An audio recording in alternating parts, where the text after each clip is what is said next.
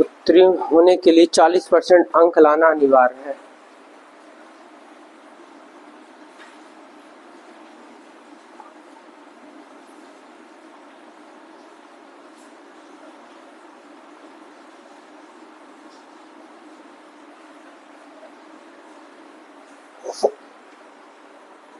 एक विद्यार्थी को 32% अंक प्राप्त हुए।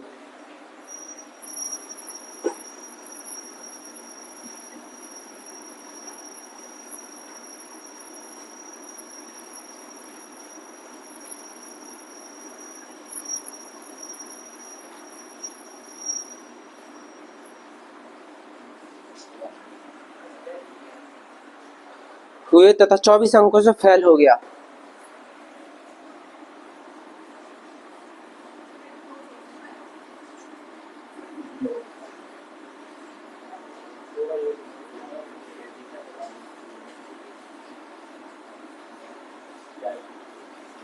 चौबीस अंकों से फेल हो गया तो परीक्षा का पूर्णांक कितना था?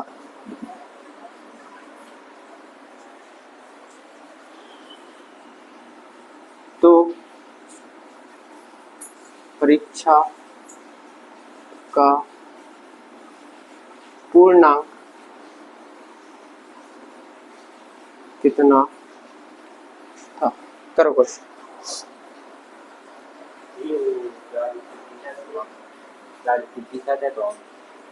40% प्रतिशत हम बोल दे रहे हैं। किसी परीक्षा में उत्तीर्ण होने के लिए 40% अंक लाना अनिवार्य है।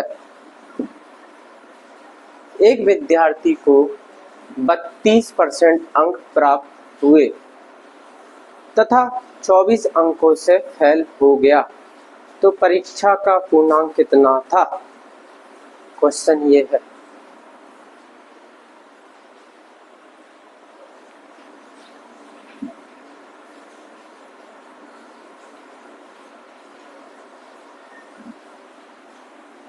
देखो क्या बोला है, किसी परीक्षा में उत्तीर्ण होने के लिए 40% अंक लाना अनिवार्य है। तो परसेंटेज की बात चल रही, तो परसेंटेज कितने पे होता है? 100 पे, ठीक है ना। अब बोला एक परीक्षा में उत्तीर्ण होने के लिए 40% अंक लाना है, तो मतलब एक को तो 40% मिल गए। एक विद्यार्थी को 32% अंक प्राप्त हुए, दूसरे को कितने हुए? 32% अंक प्राप्त हुए और 24 अंकों से फेल हो गया, ठीक है ना। 40%, हाँ चालू है ना, ठीक है। अब बताओ, एक को 40% लेके आएंगे तो क्या होगा? पास। लेकिन 32% मिले और क्या हो गया? वो फेल, ठीक है ना। अब फेल हो गया, फिर बोला 24 अंकों से फेल हो गया। कितने अंकों से फेल हो गया? 24 अंकों से फेल हो गया। इन दोनों का डिफरेंस निकालो, कितना आ रहा? 8% का अंतर। 8% बराबर कितने हो गए? 24। कहे कि जो डिफरेंट आ रहा है इन दोनों का, अगर 8% और मिलते तो कितने हो जाते? 40। देखो 32% है, 8 और मिलते तो कितने हो जाते? 40%। 40% हो जाते तो पास ही हो जाता होता, लेकिन 8% है। लेकिन क्वेश्चन कह रहा है 24 अंक है, 8% की वैल्यू कितनी? 24 अंक। तो अपन इधर से 100% की वैल्यू निकाल लेंगे। x बराबर 24 इंटू 100/8, 24 कितने होगा? 300। आगे समझना।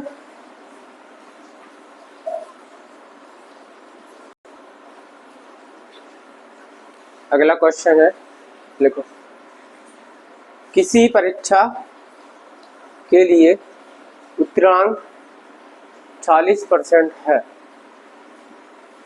एक विद्यार्थी ने 185 अंक प्राप्त किए तथा 15 अंकों से अनुत्तीर्ण हो गया। परीक्षा के अधिकतम अंक कितने हैं? निकालो।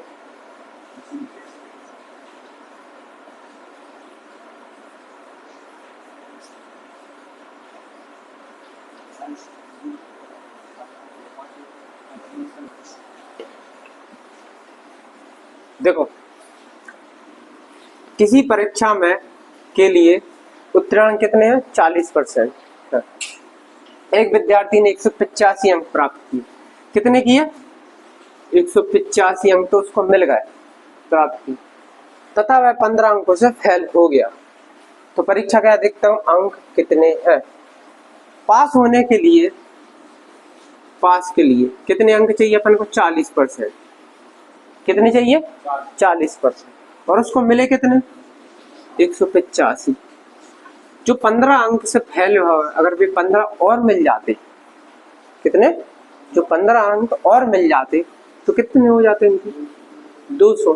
और 40% की वैल्यू के बराबर हो जाती, ताकि 40% अंक तो पास होने, 15 और मिल जाते। अब अपन इनसे पूर्णांक निकालेंगे। 100% की वैल्यू निकाल ली, परीक्षा तो 100 ही तो होगी।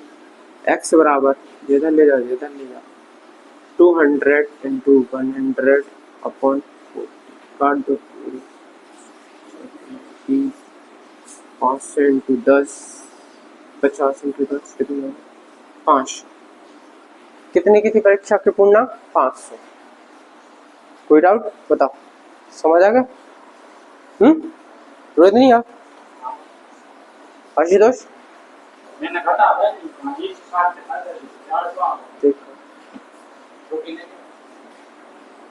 देखो, किसी परीक्षा के लिए उत्तीर्णांक कितने? 40%।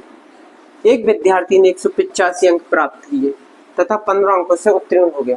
क्वेश्चन जो बोला 40% अंक तो मैं ला नहीं पास होने, लेकिन उसको मिल कितने रहा? 185, और 15 अंकों से अनुत्तीर्ण हो गया, मतलब 15 अंक और मिल जाए तो फिर पास हो जाएगा। 40% का, तो हमने क्या करा, जो फेल हो रहा था 15 अंकों से, हमने 15 प्लस कर दिए। तो अब जी अपन कैसे हो जाएंगे जी? 40% और ये दोनों इक्वल में, बराबर में आ जाएंगे। अब जब बराबर में आ जाएंगे तो अपन 100% की वैल्यू निकाल लेंगे। परसेंटेज तो 100 पे चलता है, समझे ना क्वेश्चन क्या बोल रहा? 40% बराबर 200, 100% की वैल्यू। क्वेश्चन दूसरा देखो, तीसरा है क्वेश्चन, बोलने के बाद हम फिर से देखो, एक छात्रा को परीक्षा में पास होने के लिए 30% अंक लाना थे।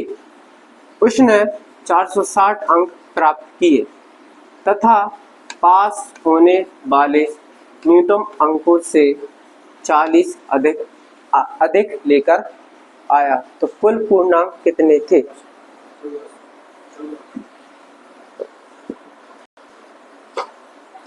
आगे समझ में है? देखो क्वेश्चन देखो ऋषभ, एक छात्रा को परीक्षा में पास होने के लिए 30% अंक लाना थे। कितने? मतलब पास होने के लिए कितने चाहिए थे? 30%। ठीक है ना, इतनी बात समझ? 30% अंक लाए, उसने 460 अंक प्राप्त किए। कितने? 460 अंक प्राप्त किए तथा न्यूनतम अंकों से 40 अंक अधिक लाए, मतलब पास होने से 40 अंक और ऊपर लेके आए। तो अपन इसमें से 40 घटा देंगे तो जी आ जाएंगे 30% के बराबर, 420। कितने? 400। अब 420 जी कितने के बराबर आ गए? 30% के बराबर। अपन 40 का घटा, क्योंकि क्वेश्चन जो बोल रहा है तुम पेपर में पास होने 40%, 40% में 460 अंक प्राप्त हो, 40% मतलब तुम 40 अंक ज्यादा लेके आ गए, तो अपन को बराबर रखने पड़ेंगे ना। 30% घटेंगे, 30% बराबर करने ना अपन को। वो बोल रहा है क्वेश्चन बोल रहा 30% अंक लाना, तो उसने 460 अंक प्राप्त किए, पास होने वाले न्यूनतम अंकों से 40 अंक अधिक लेकर आया। अगर वो कम लेके आता तो अपन जोड़ते, और अधिक लेके आया तो घटा देंगे, ठीक है ना। अपन को लेके आना 30% की वैल्यू बराबर।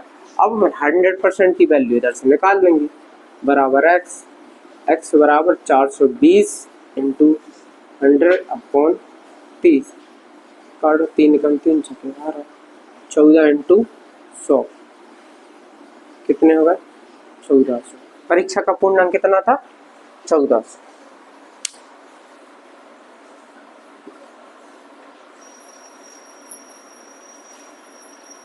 लिखो अगला क्वेश्चन।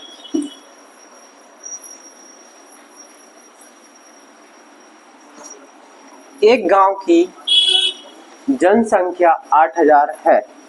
यदि प्रति वर्ष 10% की वृद्धि हो तो 2 वर्ष बाद जनसंख्या क्या होगी? अगला क्वेश्चन ये है बोर्ड पे, निकालो कितना आएगा।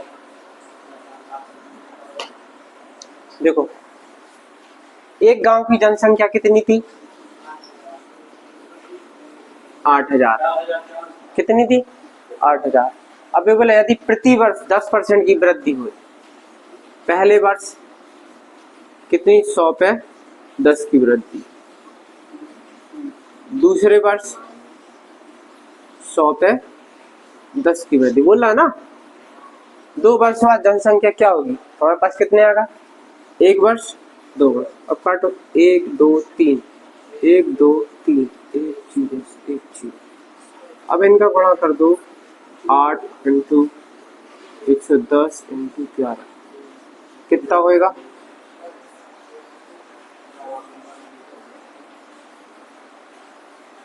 करो भाई। देखो 11 और 11 का स्क्वायर कितना होगा? 121, मतलब 1210, फिर 8, 8 का 0 में करो, 8 एकम 8, 8 दूनी 16, 9680।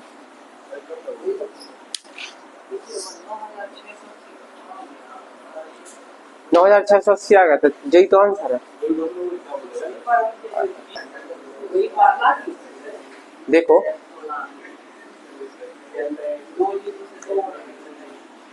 देखो इधर हम फिर से होता है।